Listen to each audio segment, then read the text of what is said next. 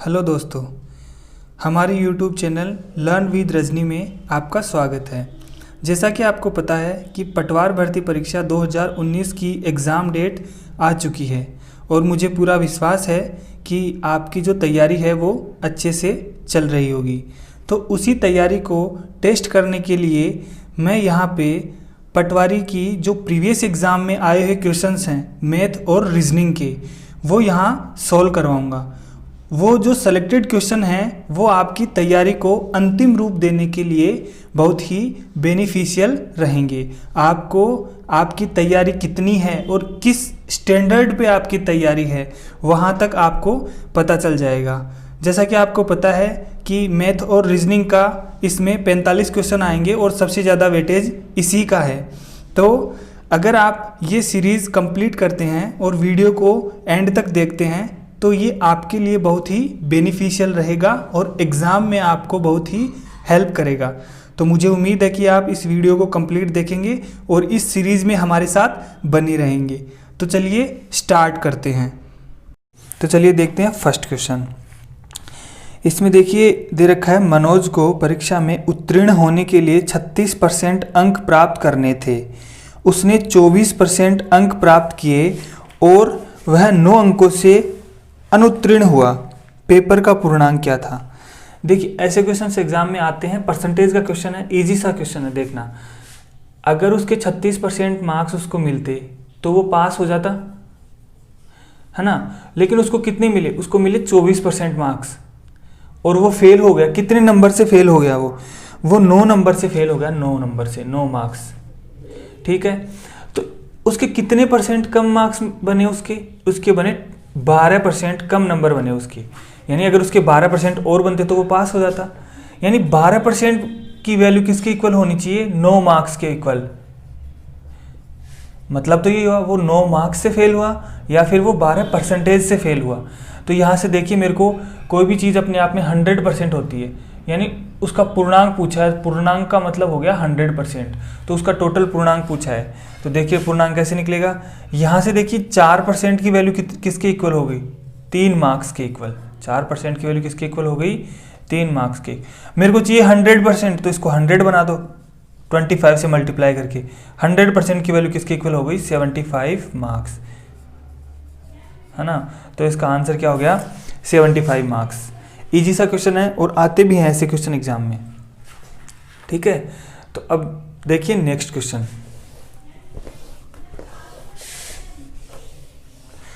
देखिए next question में हमें दिया गया है कि एक कस्बे की प्रेजेंट पॉपुलेशन, वर्तमान जनसंख्या है, वो दे रखी है 1,76,400। इसमें 5% की दर से प्रतिवर्ष वृद्धि हुई है। 2 वर्ष पूर्व कस्बे की जनसंख्या कितनी थी? देखिए प्रेजेंट दे रखी है और 2 साल पहले की पूछ रखी है और इसमें हर साल जनसंख्या में 5% की वृद्धि हो रही है। आपको एक बात पता होनी चाहिए कि 5% की को अपन फ्रिक्शन में क्या लिख सकते हैं? 5% को लिखते हैं 1/20, 1/20। यानी अगर उसकी एक साल में 20 थी ना, तो अगली साल 1 बढ़ेगी और वो 1 बढ़ के कितनी हो जाएगी? 21। और दूसरी साल भी अगर 20 थी तो 1 बढ़ के कितनी हो जाएगी? 21। यानी अगर उसकी 400 थी, इनको करते हैं मल्टीप्लाई, तो उसकी बढ़ के कितनी हो जाएगी? 441। यानी गिवन कौन सी है? ये। और अपने को पूछे 2 साल पहले की, ठीक है। ये गिवन है। गिवन वैल्यू कितनी है? 1,76,400। तो 1,76,400 ये मेरे पास गिवन है। आपको देखिए कितने टाइम पे है, कितने गुना पे है ये देखो 1 है और ये 4 है, मतलब ये लगभग 400 गुना पे है पूरा। तो अपन इसका भी 400 गुना करेंगे तो हमारा आंसर क्या हो गया? 1,60,000। ये इसका आंसर है ना। तो ये तो है 2 साल पहले की और ये है प्रेजेंट, है ना। तो अब देखते हैं नेक्स्ट क्वेश्चन।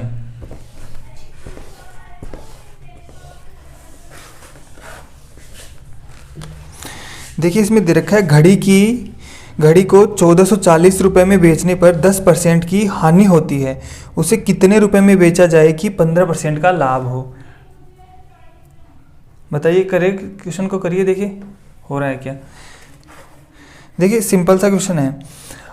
देखो हर चीज़ 100% होती है, जब उसको 10%, आपको देखो लाभ हानि का सिंपल सा कॉन्सेप्ट है, लाभ और हानि हमेशा क्रय मूल्य यानी कॉस्ट प्राइस पे होते हैं, ठीक है। तो ये उसका अगर कॉस्ट प्राइस 100% था तो उस पर 10% की हानि हो रही है, मतलब उसका सेलिंग प्राइस कितना होगा 90%। और उसको सेल कितने में किया, उसको किया 1440 में, यानी 90% की वैल्यू दे रखी है मेरे को 1440, तो 1% की वैल्यू कितनी हो जाएगी, 1% की वैल्यू हो जाएगी 1440/90। तो ये कट के देखो कितना आएगा, 9 एकम 9, फिर 5 बच गए यहाँ पे, और 9 छिका 54, 16 आ गया। 1% की वैल्यू होगी 16 रुपये। अब हमें पूछा है उसे कितने रुपए में बेचे कि उसका 15% का लाभ हो। अगर यहाँ पे कॉस्ट प्राइस पूछता, कॉस्ट प्राइस यानी क्रय मूल्य पूछता, तो क्रय मूल्य कितना होता 100%, तो क्रय मूल्य सीधा सा हो जाता 1600। भाई 1% की वैल्यू है 16, तो 100% की वैल्यू 1600। लेकिन ये पूछा है कि उसको 115% का लाभ हो, मतलब 15% का लाभ, मतलब उसकी 115% की वैल्यू पूछी है। तो 115% की वैल्यू क्या हो जाएगी, 115 गुणा 16। 1% की वैल्यू 16 थी, 115% की वैल्यू पूछी है, तो उससे 16 से मल्टीप्लाई कर देंगे, तो आंसर कितना आएगा 1840। इसको मल्टीप्लाई करेंगे तो ये आ गया आंसर, इसका आंसर हो गया 1840, यानी ए ऑप्शन इसका आंसर हो गया। तो देखते हैं नेक्स्ट क्वेश्चन।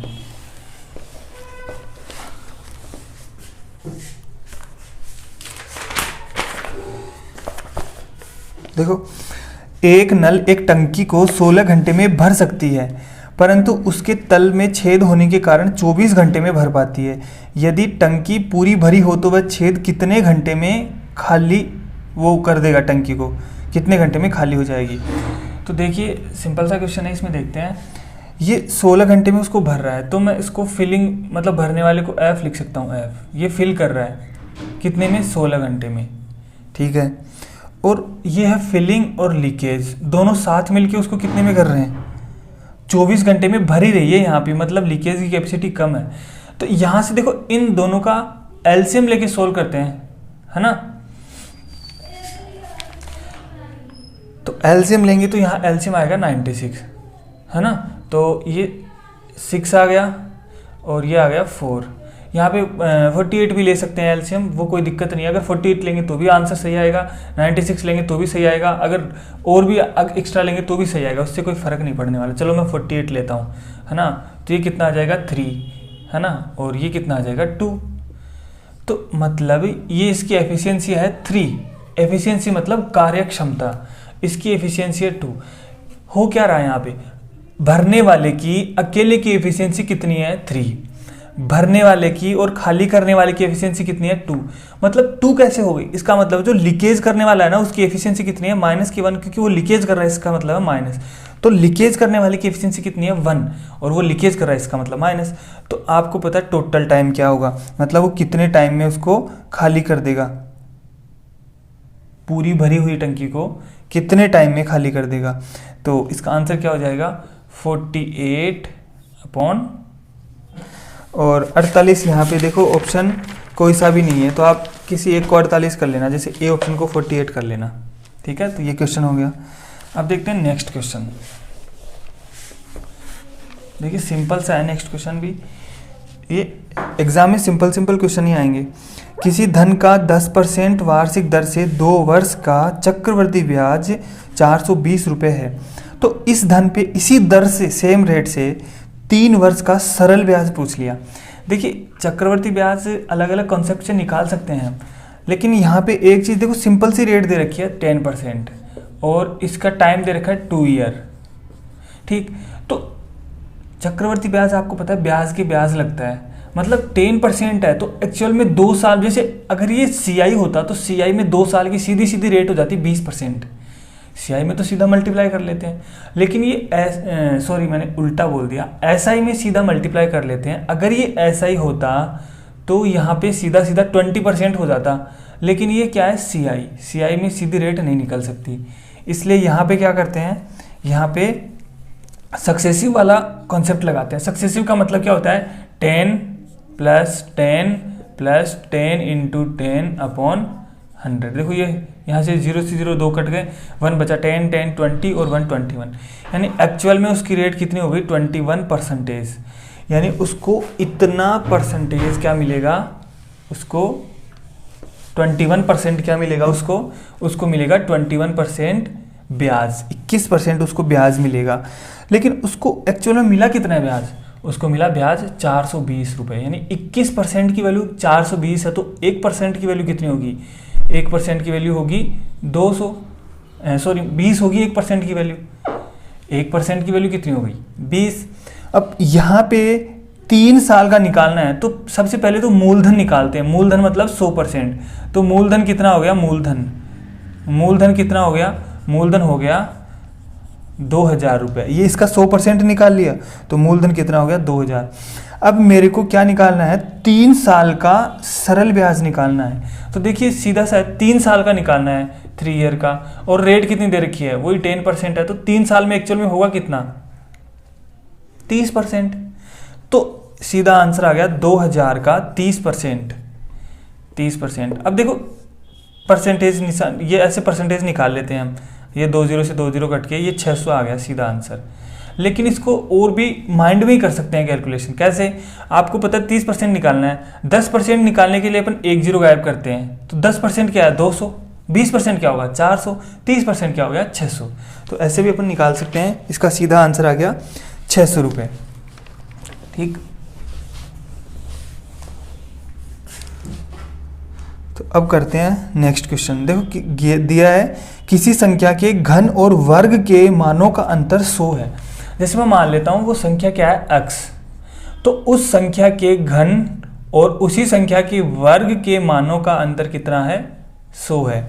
ठीक है, और संख्या के वर्ग और संख्या का अंतर 20 है। संख्या के वर्ग और संख्या का अंतर कितना है 20 है। जैसा क्वेश्चन बोले वैसा सोल्व करना है। ठीक है, ज़्यादा दिमाग लगाने की जरूरत ही नहीं है। तो अगर मैं, देखो आपको दिख रहा है x² माइनस x, ये अगर मैं यहाँ से x कॉमन ले लेता हूँ x, तो यहाँ देखो बचेगा क्या, x² माइनस यहाँ क्या बच गया x इज इक्वल टू 100। देखो x² माइनस x की वैल्यू 20 गिवन है क्वेश्चन में, तो देखो यह इस इक्वेशन में ये वैल्यू पुट कर देंगे, x into 20 is equal to 100। तो वो संख्या x क्या आ गई 5। तो इसका राइट आंसर क्या हो गया 5। तो ये लैंग्वेज का क्वेश्चन था, सिंपल सा ही क्वेश्चन था। ठीक है, अब देखते हैं आगे वाला क्वेश्चन।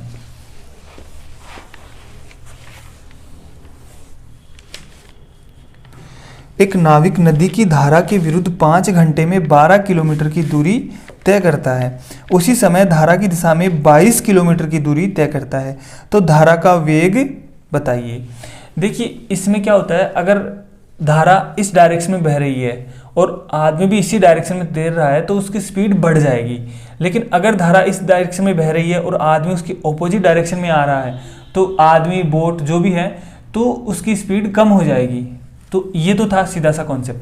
चलो मैं मान लेता हूँ इसके अंदर कि जो नदी की धारा है उसको मैंने लिख दिया स्ट्रीम, मतलब एस, उसकी स्पीड हो गई एस। ठीक है, और नाविक बोट, मतलब बोट में है तो उसकी स्पीड मैंने बोल दी वो बी। तो यहाँ देखना b प्लस एस, यानी दोनों सेम डायरेक्शन में जा रहे हैं, तो स्पीड क्या हो रही है उसी समय धारा की दिशा में सेम डायरेक्शन में, तो यहाँ से स्पीड आ जाएगी 22/5। भाई स्पीड क्या होती है डिस्टेंस अपॉन टाइम, और b minus S is equal to, ये कितना हो जाएगा, ये 12 किलोमीटर चलता है ऑपोजिट डायरेक्शन में, तो यहाँ से कितना आ गया 4.4 और यहाँ से कितना आ गया 2.4। यानी अब देखो बोट प्लस स्ट्रीम कितना है 4.4 kilometre per hour, boat minus stream कितना है 2.4 किलोमीटर पर आवर। ठीक है, अब हमें किसकी स्पीड निकालनी है, धारा की निकालनी है, स्ट्रीम की। तो देखो स्ट्रीम की निकालनी है तो स्ट्रीम की कैसे निकलेगी, तो देखना सीधी सी बात, अगर मैं दोनों को प्लस करता हूं तो देखो स्ट्रीम से स्ट्रीम कट जाएगा, क्या हो जाएगा 2 बोट कितना आएगा 4 और 2 6.8 6.8। तो बोट कितनी आ गई, बोट आ गई 6.8/2 यानी 3.4। 3.4 तो आ गई बोट की, मतलब अकेली बोट है 3.4, तो स्ट्रीम कितना हो जाएगा, इसमें से 3.4 माइनस कर दो, या 3.4 में से ये माइनस कर दो, तो क्या आएगा 1। स्ट्रीम की स्पीड कितनी आ गई, 1 किलोमीटर पर आवर। ये इसकी स्ट्रीम की स्पीड आ गई। बॉटल स्ट्रीम की क्वेश्चन ऐसे आते हैं एग्जाम में, और थोड़े टेक्निकल भी होते हैं, तो सोल्व हो जाते हैं। अगर आपको थोड़ा कॉन्सेप्ट पता है इसका तो हो जाएगा। तो चलिए अब देखते हैं नेक्स्ट क्वेश्चन। नेक्स्ट क्वेश्चन में देखिए, इसमें आपको डायग्राम गिवन है।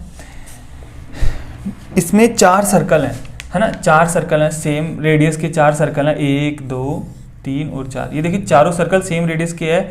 इनके बीच में जो इंस्क्राइब जो एरिया है वो पूछ रहा है, ये एरिया कितना होगा। तो मैं देखो चारों के ये सेंटर हो गए, ये 4 सेंटर हो गए चारों के। तो अंदर बनेगा क्या, ये बनेगा एक स्क्वायर बन जाएगा। ये देखो चारों की रेडियस हो गई, तो ये जो अंदर बना है ये एक वर्ग बन जाएगा, वर्ग। ठीक है, तो मैं इसका एरिया कैसे निकालूं? अगर मैं वर्ग के एरिया में से इसका इसका इसका इसका एरिया माइनस कर दूं तो किसका एरिया आ जाएगा? जो ये बीच वाला स्पेस है ना, इसका एरिया आ जाएगा। तो देखो यहां पे वर्ग का एरिया क्या होता है? भुजा स्क्वायर। वर्ग का एरिया क्या होता है? भुजा स्क्वायर। भुजा स्क्वायर मतलब इसकी भुजा कितनी होगी? r प्लस r, 2r, यानी 2r का स्क्वायर। इसमें से माइनस क्या करना है? देखो यहाँ पे वर्ग का हर एंगल कितना होता है? 90 डिग्री का। देखो 90 प्लस 90 प्लस 90 प्लस 90, यानी टोटल बन गया 360 डिग्री। यानी ये 1/4 सर्कल है, ये भी 1/4 सर्कल, 1/4 सर्कल, 1/4, तो ये पूरा एक सर्कल बन गया। यानी इसमें से मैं एक सर्कल का एरिया माइनस कर दूं, पाई आर स्क्वायर। ठीक है, तो अब इसको सोल्व करते हैं। देखना 4r स्क्वायर माइनस पाई की वैल्यू कितनी होगी? 22/7 r स्क्वायर। देखिए एलसीएम लेंगे तो 7 और 4 यानी 28r square minus 22r square. 28 minus 22 कितना हो गया? 6r square upon 7। ये इसका आंसर हो गया, 6r स्क्वायर अपॉन 7, यानी 6/7 r स्क्वायर। तो ये इसका सही आंसर हो गया। ठीक है, तो अब देखते हैं नेक्स्ट क्वेश्चन।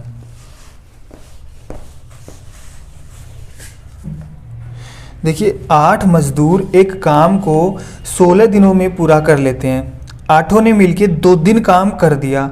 उसके बाद 8 मजदूर और आ गए, तो शेष काम को सभी मिलकर पूरा करेंगे, कितने दिन में पूरा करेंगे, ये पूछ रहा है ये। तो देखिए इसमें थोड़ा सा थिंकिंग प्रोसेस का क्वेश्चन है, थोड़ा सोचना पड़ेगा इसमें। कैसे? देखिए 16 जो दिन में काम कर रहे हैं, 8 मजदूर काम कर रहे हैं 16 दिन में, और 2 दिन तो काम कर ही दिया, मतलब उन 8 मजदूर का 14 दिन का काम बच गया। जो काम बच गया वही तो करेंगे ना नए आने वाले। भाई जो काम हो गया वो थोड़ी काम होगा फिर से। जो नए लोग आएंगे वो कौन सा काम करेंगे? जो बचा हुआ काम है वही करेंगे।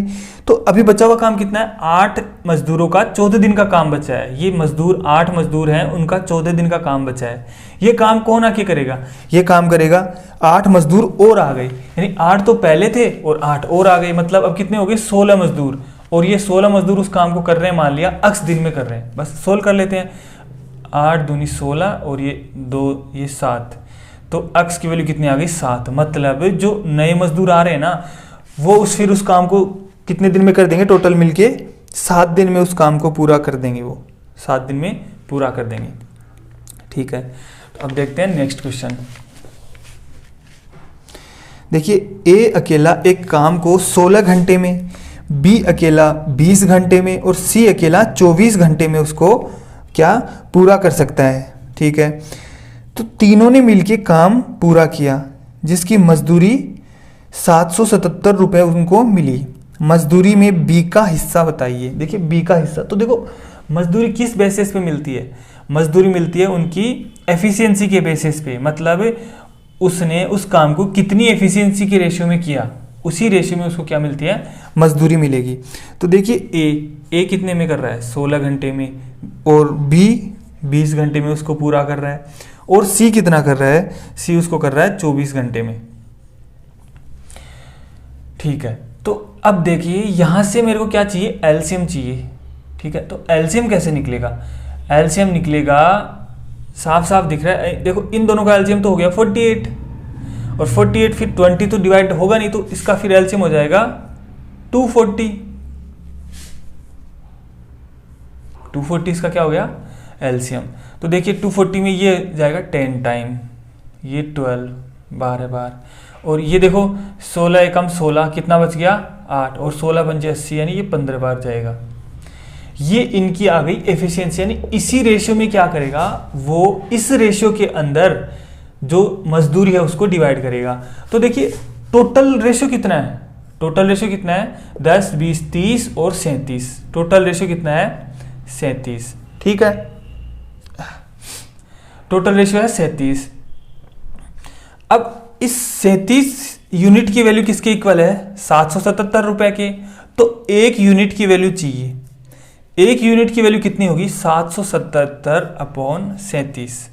देखो आपको पता है 37 एक क्या है प्राइम नंबर है, तो प्राइम नंबर है, तो देखिए प्राइम नंबर है और इसमें डिविजिबिलिटी देखते हैं। तो अगर आपको थोड़ी बहुत डिविजिबिलिटी पता है ना, तो देखिए ये 37 को अगर मैं 3 से मल्टीप्लाई करूंगा ना, 3 से मल्टीप्लाई तो क्या होता है 111 आता है, और ये 111 से कितनी बार गुना है 7 गुना है 111 का, 111 का 7 गुना ही तो है 777।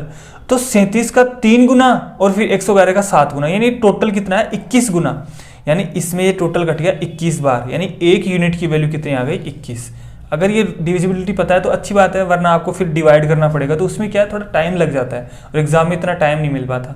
तो ये एक यूनिट की वैल्यू कितनी आ गई 21। अभी पूछा किसका है, अभी पूछा बी का, यानी बी की कितने रुपए होंगे। तो देखिए बी का कितना रेशियो है, बी का रेशियो है 12, तो देखो 12 गुणा 21, तो देखो या तो सीधा आप मल्टीप्लाई कर लो, या फिर आपको दिख रहा है देखो 2 और 1 तो यूनिट डिजिट 2 आएगा, 2 देखिए ऑप्शन में यूनिट डिजिट एक ही ऑप्शन का है, तो इसका आंसर क्या हो गया 252 रुपये, ये इसका 252 रुपये इसका आंसर हो गया, ठीक है। हाँ अब देखते हैं नेक्स्ट क्वेश्चन।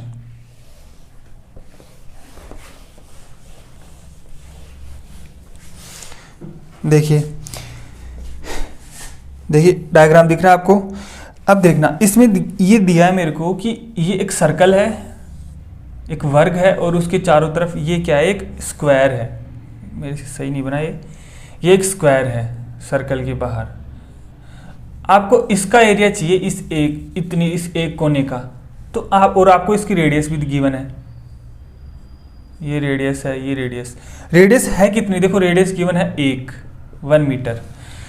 एक बात आपको पता होनी चाहिए कि देखो यहाँ पे ये भी एक छोटा स्क्वायर बनेगा, ये भी एक छोटा स्क्वायर, ये चारों देखो चारों स्क्वायर में ये ब्रेक हो सकता है। तो इसका एरिया मैं कैसे निकालूं, इसका एरिया सीधा सा निकलेगा कि अगर मैं इस छोटे वाले स्क्वायर में से ये जो 1/4 ऑफ सर्कल है, यानी सर्कल का जो चौथा हिस्सा है, इसको माइनस कर दूंगा तो यही बचेगा, यानी इस पूरे में से इसको माइनस कर दूंगा तो ये बचेगा।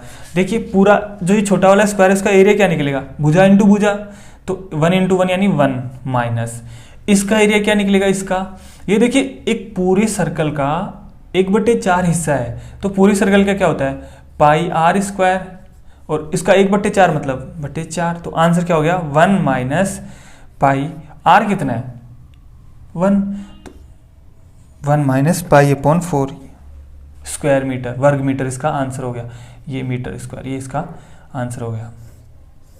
बस इसमें थोड़ा सा सोचना था, बाकी कुछ नहीं था, इतना टफ क्वेश्चन ये नहीं है, ठीक है। अब देखिए नेक्स्ट क्वेश्चन, देखो नेक्स्ट क्वेश्चन में दे रखा है 2.3 cube plus 0.3 cube upon 2.3 square minus 0.69 plus 0.3 square, ये गिवन है। तो एक चीज़ आपको पता होनी चाहिए कि देखिए ये सीधा क्यूब का फॉर्मूला है, ठीक है। तो क्यूब का फॉर्मूला है, आपको पता होना चाहिए कि ए क्यूब प्लस बी क्यूब, इसका सीधा फॉर्मूला होता है ए प्लस बी, है ना, A square minus A B plus B square, ये होता है ए, और A minus A cube minus B cube, इसका क्या होता है A minus B A square plus A B plus B square. अभी देखिए जो ऊपर इसके जो अंश में जो है वो बन रहा है 2.3 का क्यूब प्लस 0.3 का क्यूब, ये फॉर्मूला उसमें लगाएंगे तो क्या बनेगा ए प्लस बी यानी 2.3 प्लस 0.3, और क्या बनेगा ए स्क्वायर यानी 2.3 का स्क्वायर है ना, माइनस 2.3 इंटू 0.3 प्लस 0.3 का स्क्वायर। और वही चीज़ अब यहाँ पे दे रखी है, ये और ये चीज़ सेम बनेगी, ये तो कट गया, आंसर क्या आ जाएगा 2.6। ये इसका आंसर हो गया। अगर फॉर्मूला याद है तो एकदम सिंपल क्वेश्चन है, वरना आप इसकी क्यूब करने बैठोगे और फिर इसको डिवाइड करोगे तो ये पॉसिबल नहीं है। तो आपको ये फॉर्मूला याद होना चाहिए क्यूब का, ठीक है। तो अब देखते हैं नेक्स्ट क्वेश्चन।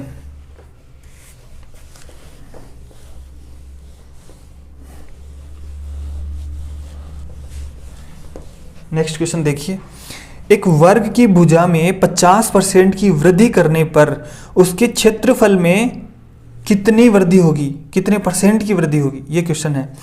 देखिए यहाँ भी सक्सेसिव से अपन निकाल सकते हैं, लेकिन मैं एक कॉन्सेप्ट बताना चाह रहा हूँ आपको। जैसे वर्ग के क्षेत्रफल का फॉर्मूला क्या होता है, पाई आर स्क्वायर, मतलब इसका क्षेत्रफल किस पे डिपेंड करता है, आर स्क्वायर पे डिपेंड करता है, मतलब आर इंटू आर, 2 बार आर होगा। यानी यहाँ पे देखो रेडियस में 50% की वृद्धि कर रहे हैं ना, तो देखो 50% 2 बार होगा, वो कैसे होगा देखना। 50% का मतलब क्या होता है, 50% का मतलब होता है 1/2, ठीक है। यानी अगर 2 था तो अब बढ़ के कितना हो गया 3, लेकिन ये आर स्क्वायर पे डिपेंड करता है तो 2 बार लेना पड़ेगा, 2 से बढ़ के 3। यानी अगर पहले एरिया 4 था तो अब एरिया कितना हो जाएगा 9।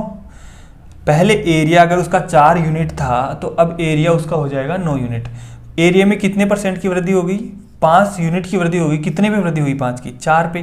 परसेंटेज में कन्वर्ट करने के लिए 100 से गुणा, तो ये देखिए 25 और ये हो गया 125% उसके क्षेत्रफल में वृद्धि हो गई, 125%। या तो आप इस तरीके से निकाल लीजिए, या फिर देखिए दूसरा तरीका इसका क्या है, ये भी सिंपल तरीका है, इससे हो जाता है। तो इसका सही आंसर आ गया 125, ठीक है। दूसरा तरीका मैं बताता हूँ आपको। इसका दूसरा तरीका ये है कि अगर जैसे ये है 50%, तो ये 2 पे डिपेंड कर रहा है, तो 50% प्लस 50% प्लस 50 गुणा 50/100, वो आपने पढ़ रखा है, x plus Y plus XY/100। ये फॉर्मूला होता है सक्सेसिव, क्रमागत वृद्धि क्रमागत कमी उसका। तो देखिए यहाँ से 2 जीरो से ये 2 जीरो कट गए, 50 50 100 और 25, ये सीधा आंसर आ गया 125। तो आप ऐसे भी कर सकते हैं, आप ऐसे भी कर सकते हैं, दोनों तरीके सही हैं और दोनों ही फास्ट हैं, दोनों से ही आंसर आ जाते हैं, सही आंसर आ जाते हैं, ठीक है। अब करते हैं अगला क्वेश्चन, देखना।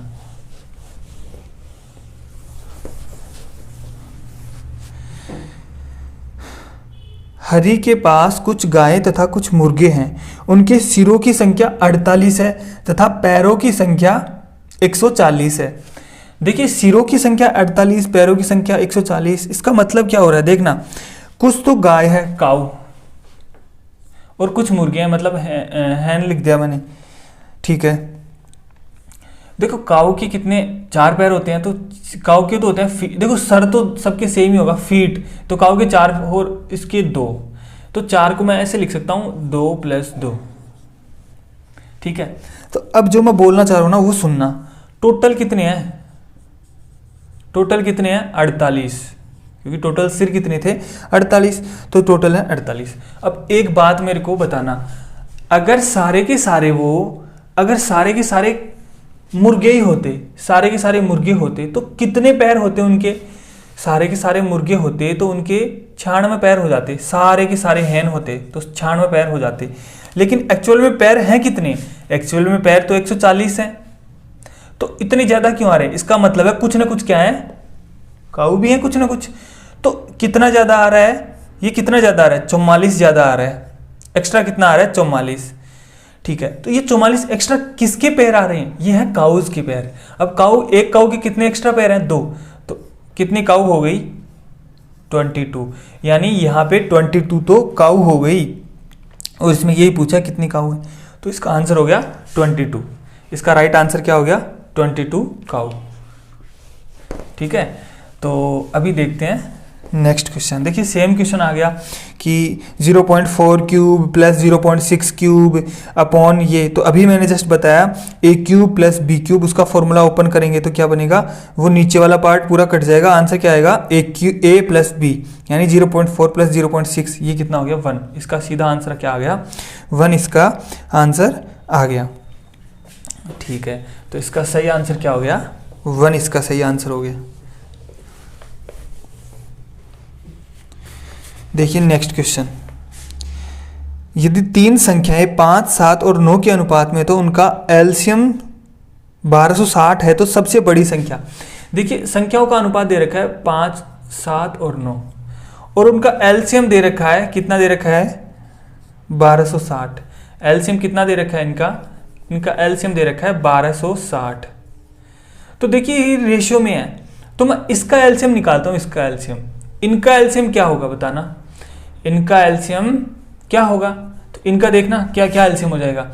7 और 9 का एलसीएम कितना होगा 63। अब 63 में तो 5 का जाता नहीं, तो 63 को 5 से गुणा करेंगे, यानी 63 गुणा 5, तो ये कितना हो गया 315 हो गया ये, यानी 315 इनका एलसीएम है। अब एलसीएम का कंपैरिजन, एलसीएम से 315 इज इक्वल टू 1260, तो ये कितनी बार कटेगा ये 4 बार।